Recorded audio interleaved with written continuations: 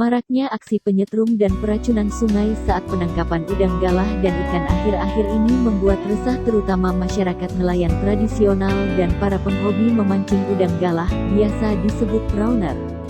Informasi yang diperoleh dari masyarakat umum dan nelayan, juga para prawner, diketahui hampir semua perairan di Kalimantan Barat, khususnya daerah aliran sungai atau Das Kapuas dan Subdas Landak menjadi sasaran pelaku illegal fishing. Menurut narasumber Nafiri Channel, tindakan aparat penegak hukum baru sebatas tindakan persuasif tanpa berlanjut ke ranah hukum, sehingga tidak menimbulkan efek jera kepada para pelaku. Padahal diketahui tindakan oknum terang dan nyata telah melanggar hukum, ungkap narasumber. Aksi para pelaku penyetrum dan peracun, dan aksi illegal fishing lainnya berdampak kepada ketersediaan populasi sumber daya biota air, seperti ikan udang di alam secara kesinambungan. Sebagian orang masih beranggapan jika aksi penyetruman masih dapat ditolerir, karena tidak membuat semua udang atau ikan mati tetapi hanya lemah atau tidak berdaya, dan bakal segar kembali. Tetapi tahukah Anda, bahwasanya tindakan tersebut, secara langsung dan tidak langsung, dapat mematikan anak-anak udang atau benur, dan ikan, dan juga mematikan jasad renik, seperti zooplankton, makhluk yang nyaris kasat mata sebagai sumber pakan alami larva udang dan ikan. Kali ini konten Nafiri Channel tidak khusus mengentas tentang dampak buruk illegal fishing. Hanya mengentas persoalan suatu wilayah dalam pemberdayaan potensi sumber daya alam, khususnya perairan dalam peningkatan perekonomian masyarakat setempat. Mari ikuti dan simak perbincangan reporter Nafiri Channel bersama Heri Yulianto, Kepala Desa Terentang Hilir, Kecamatan Terentang, Kabupaten Kubu Raya.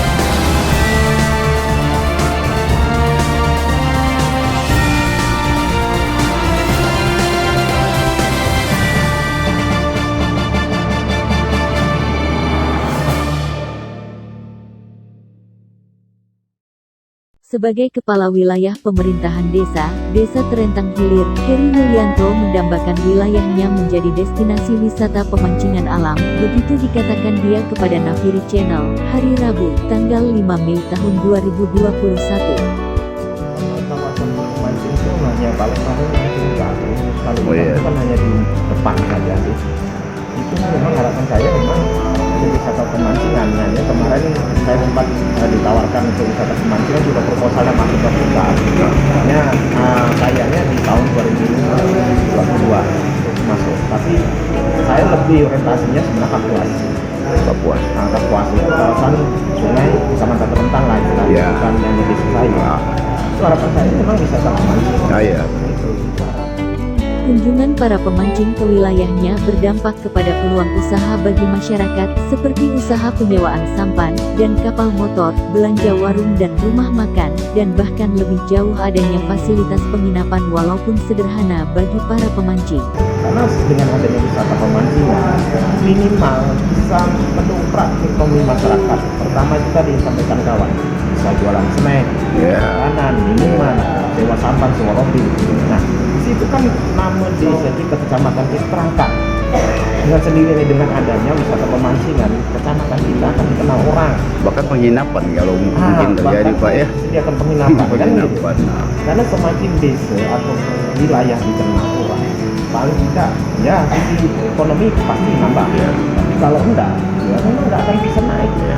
Mengangkat sebuah wilayah menjadi terkenal ini kan bukan hanya pembangunan saja, keamanan. Kalau itu juga terjaga dengan baik, saya yakin tidak ada yang tidak mungkin untuk desa itu lebih maju. Dampak lainnya, kedatangan pengunjung ke wilayahnya, khususnya para pemancing yang terdiri dari berbagai unsur masyarakat, ada ASN, polisi dan ABRI, maupun swasta akan berdampak langsung maupun tidak langsung bagi tumbuh kembang wilayah. Karena boleh jadi dari informasi yang mereka peroleh saat berkunjung menjadi perpanjangan lidah kepada pihak pemerintah maupun swasta menyangkut segala potensi dan kepentingan bagi tumbuh kembangnya wilayah, tegas Heri. Begitu dia disapa. Kalau banyak pemancing misalnya lewat daerahku jalan pemancing ini bagus, lokasinya bagus, spotnya bagus, ikannya banyak misalnya. Tapi sayang jalannya ini agak itu tentang secara tidak langsung kawan-kawan pemancing ini mengangkat, di sana ada jalan yang rusak, kita garap. Nah, efeknya juga ada. Jadi banyak yang memposting, banyak yang melihat, akhirnya banyak yang ingin berbuat. Itulah. Bisa jadi pula, wilayah terentang bakal dikunjungi bukan saja oleh para pemancing lokal tetapi pemancing luar daerah, bahkan internasional, harap kepala desa yang juga penghobi memancing udang ini. Lebih jauh, dia mengatakan bahwa untuk menjadi wilayah destinasi wisata pemancingan alam perlu sterilisasi sungai dan perairan seperti danau, dari segala tindakan destruktif para oknum illegal fishing seperti penyetrum, peracun, termasuk tuba adat dan alat-alat penangkapan yang dilarang. Sejauh ini, dia bersama aparat desa lainnya telah melakukan upaya guna mencegah para pelaku illegal fishing, seperti pemasangan papan larangan dan patroli sepanjang sungai di wilayahnya. Kendati diakui dia, upaya tersebut belum maksimal namun cukup berdampak terhadap keamanan wilayahnya. Memang tidak mudah untuk melakukan itu, oleh karena berbagai sebab, antara lain daya dukung fasilitas dan dana operasional. Namun, kami mesti melakukan semampunya mengingat maraknya illegal fishing sekarang ini, tegas dia bersungguh-sungguh. Oleh karena itu dia rela menegur atau memperingatkan para oknum illegal fishing sampai di luar batas wilayah kekuasaannya. Jika suatu saat dia sedang memancing dan bertemu dengan para penyetrum atau peracun di luar wilayahnya. Ketika ditanya asal dari oknum illegal fishing tersebut, dia mengatakan sebagian ada yang dari luar wilayah kecamatan dan juga ada oknum masyarakat setempat dan desa sekitarnya. Seperti diakui dia pernah berkunjung dan bertandang ke rumah pelaku illegal fishing, masih memiliki hubungan kerabat dengannya, lalu dia memberikan nasihat dan solusi agar tidak lagi melakukan tindakan penyetruman yang dapat merugikan diri sendiri dan orang lain. Beruntung dia mau mengikuti nasihat dan tidak lagi melakukan tindakan yang dapat membahayakan diri dan keluarganya. Andai saja dia naas kesetrum saat itu dan sampai meregang nyawa maka membuat duka bagi keluarga dan sanak saudaranya, ungkap dia. Selanjutnya Pak Kades, begitu juga biasa dia dipanggil, pernah menegur atau memperingatkan oknum penyetrum dari desa tetangga dan nyaris terjadi baku pukul karena tidak mengetahui dan mengenal siapa dirinya. Saya itu kan memang ada waktu itu memang setiap kali pertemuan di kantor desa kita pernah menyampaikan hal itu. Lalu kebetulan kami juga dekat, akhirnya kami ngobrol-ngobrol. Dan pertama, kalau seandainya kamu melihat dari posisi itu masih hidup, kau tewas, tidak kasihan anak istri kamu. Nah itu mulai berpikir memang dia sudah meninggalkan lahan itu sudah 2 tahunan. Tapi kalau di desa lain, saya melihatnya hanya dibawa saja dari kepala desa. Pendekatan ya mungkin saya sih lihatnya sih belum ada, karena memang di desa tetangga itu luar biasa. Tanah kiri itu di bagian walanya memang emasnya. Saya sudah sampaikan ke kepala desa coba pelan-pelan istilahnya hal-hal seperti itu ditinggalkan. Kan banyak kegiatan lain. Kuala kiri itu tuh rada permata. Rada 2 bagian. Rada 1. Memang banyak kalau boleh di maka saya bilang. Dikhawatirkan dia, jika tidak diamankan terlebih dulu wilayahnya dari para pelaku illegal fishing maka berpotensi terjadinya keresahan bahkan benturan fisik antara pemancing, nelayan lokal dengan oknum tersebut. Bagaimana pemancing atau wisatawan mau berkunjung apabila ketersediaan ikan udang berkurang akibat disetrum atau diracun mereka? Atau sedang memancing mereka seenaknya beraksi di depan mata kita, tanya dia. Sebagai kepala pemerintahan desa, dia memiliki kewenangan dalam menyelenggarakan pemerintahan desa, termasuk membina dan menjaga ketentraman masyarakat. Oleh sebab itu, adalah menjadi tugas dan tanggung jawab aparat penegak hukum untuk menertibkan tindakan melanggar hukum termasuk tindakan illegal fishing. Sejauh ini penegakan hukum terhadap oknum illegal fishing diketahui hanya sebatas tindakan persuasif, belum sampai dimeja hijaukan. Sehingga tidak membuat jera para pelaku termasuk pengumpul yang menerima hasil tangkapan penyetrum maupun peracun.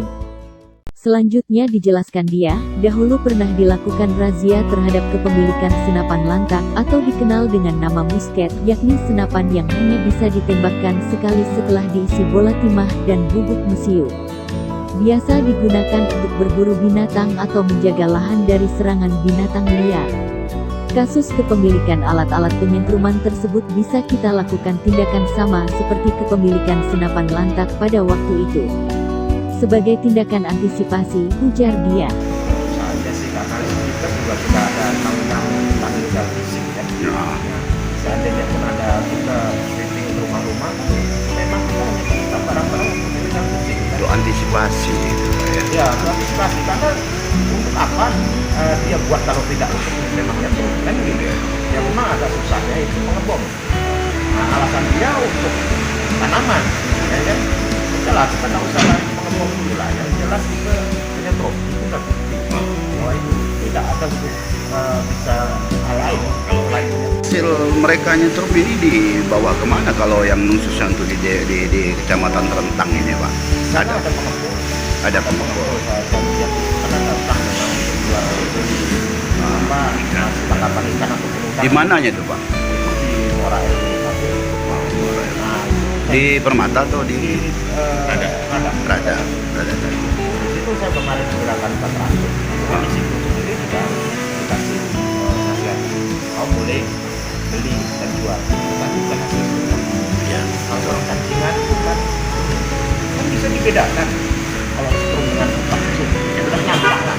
Jadi nah, kalau pengepul kita juga sudah nasihat, dia tidak bisa tidak ngambil kan ternyata lemah. Nah, artinya kan tadi saya bilang harus sinergi semua. Iya. Kalau kita sinergi susah, hanya mengandalkan kawan pemancing alamat itulah kekuatan nanti kalau betul ya. Itulah.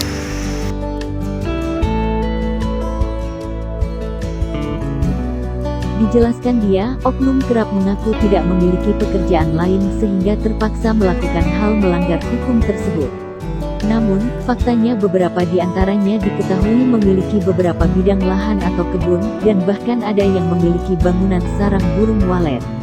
Jika tidak memiliki modal untuk usaha atau pekerjaan lain itu tidak mungkin. Biaya pengadaan peralatan dan sarana seperti robin atau kato, yakni sampan bermesin itu saja tidak murah. Masih banyak orang atau nelayan menangkap ikan dengan secara wajar dan tidak merusak lingkungan. Mereka, oknum itu tadi, adalah orang-orang pemalas dan hanya mencari untung besar sekejap tanpa memperdulikan ketersediaan sumber daya alam, dalam hal ini ikan udang secara berkelanjutan, tegas dia. Mahal secara